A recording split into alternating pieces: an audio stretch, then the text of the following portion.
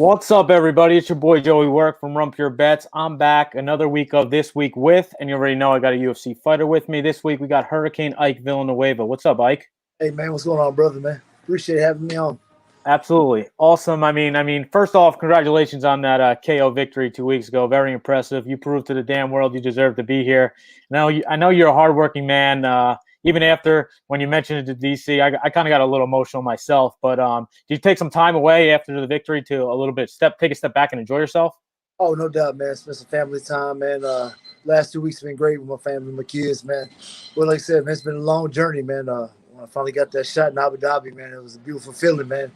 I remember that for a lifetime, man, because, man, that was years of hard work, brother. Man, y'all felt my message. I'm glad y'all, man, everybody felt it around the world, man. So it was amazing, man. So I'm thankful for the UFC and every opportunity they gave me. Yeah, absolutely. So I mean, I know you've been saying you've been fighting since 2008. I'm always interested just to hear how you initially got into the fight game and the UFC world.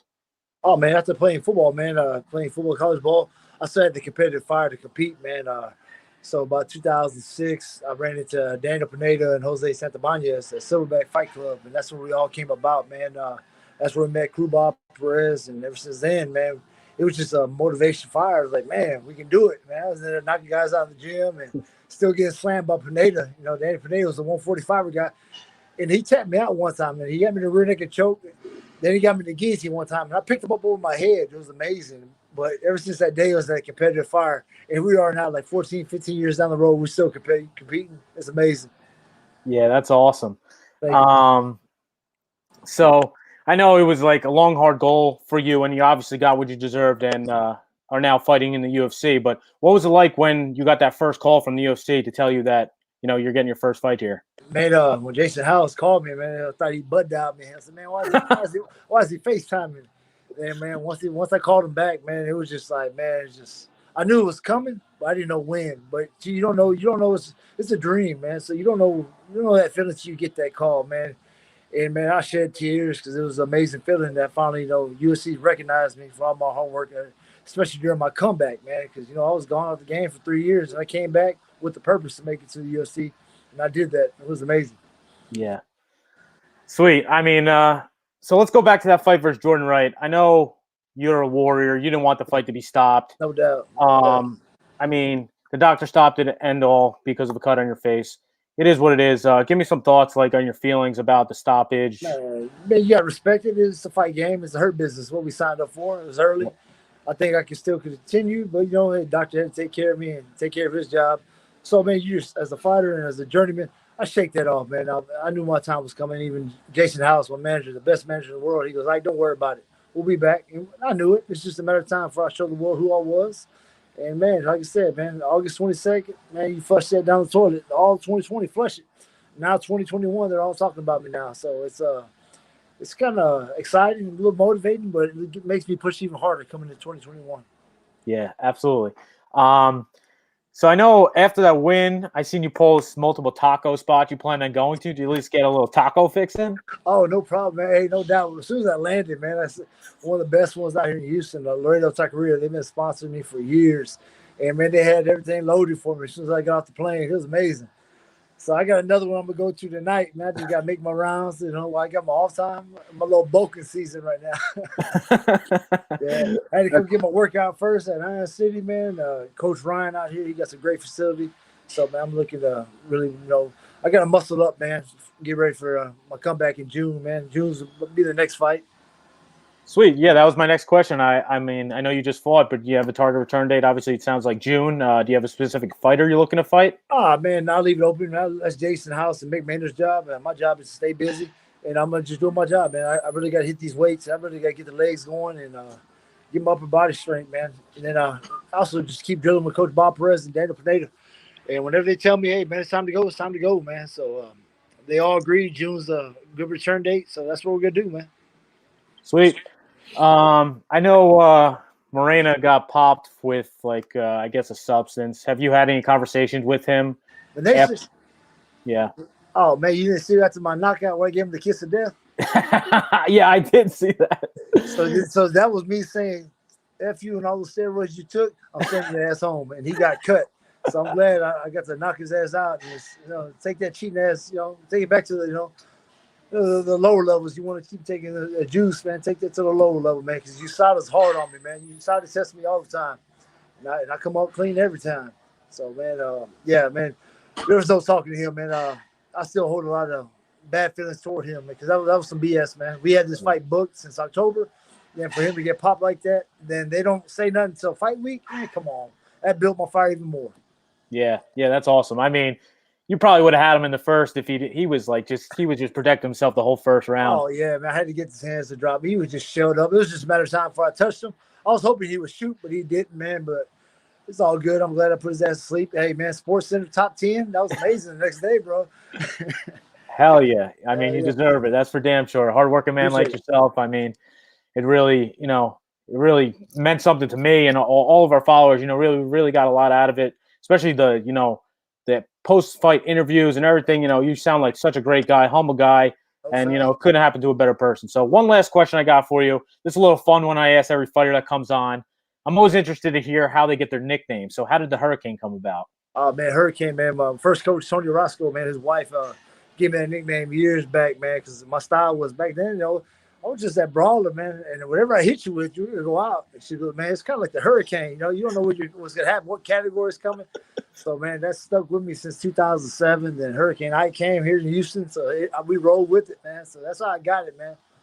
So that's how we've been about, man. Just keeping that Hurricane name. All right, sweet. All right, so if it's all right with you, I'm just going to get your thoughts on the three main fights coming up tomorrow on UFC Fight Night. Oh, no doubt. Let's go, man. All right, sweet. So the first fight is Michael Johnson versus Clay Guida. If you love MMA, you should enjoy this one. Honestly, the menace, Michael Johnson, is probably one of my favorite fighters. This guy's fought everybody: Tony Ferguson, Miles Jury, Edson Barbosa, Nate Diaz, Dustin Poirier, Khabib, Justin Gaethje. The list goes on. But he's back after a disappointing loss to Thiago Moises.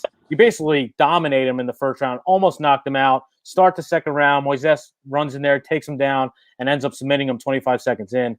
As for Clay, he's another guy hard not to like, UFC vet, fought in UFC since 2006. He always brings it, leaves it all in the cage. He is off a decision loss to Bobby Green, in which he looked good and continued to move forward. That's something he always does. He's a very skilled wrestler. I'd be interested to see if he deploys that here. What do you think about these two guys? Oh, man, it's going to be a good fight, man. Guida, his motor never stops. And if Johnson can weather that storm that he's going to be bringing, but he really got to push Guida.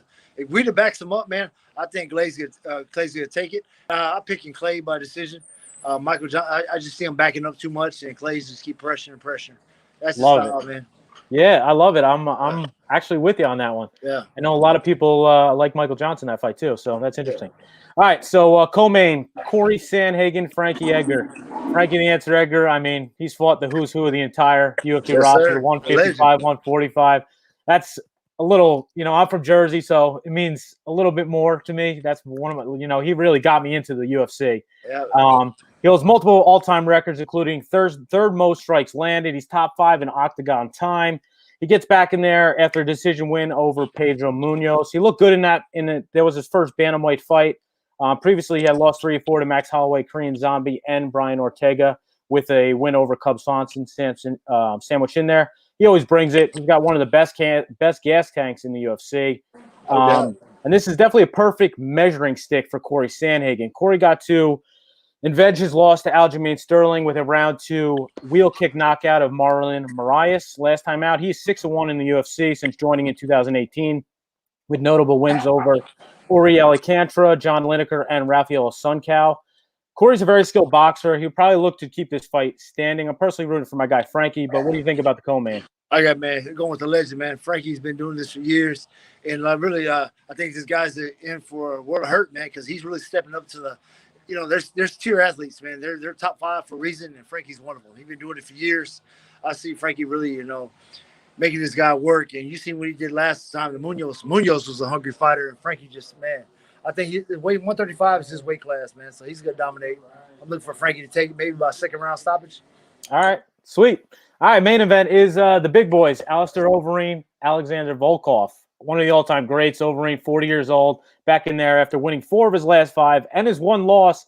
He was dominating the fight. He got knocked out with 4 seconds left to Rosenstruck. I mean, he would have won if that went 4 more seconds. Yep. He has finished all 4 of those, 3 by ground and pound. He has 65 professional fights, deserves all the credit he gets. I'm quite interested to see if Reem switches up a little bit and tries to wrestle in this matchup. As for Volkov, he enters the fight off a second-round finish of Walt Harris. He's 8-2 his last 10. He's huge, 6'7" to be exact. Has a 5-inch reach advantage here. He's selective with his shots, has very good cardio, and loves attacking the body. What do you think about the big boys in the main event? Man, Overeem just looking nasty right now. He's man, what Cody Donovan and the boys are doing with him out there in Colorado, it's amazing, man, because he still got at his age, man. I see Overeem really punishing Volkov. I mean, you see what Derek Lewis did to Volkov, but Overeem's good at pressuring. I think he's doing it early in the first. Because Volkov, he leaves that chin up there. Great striking, good all around.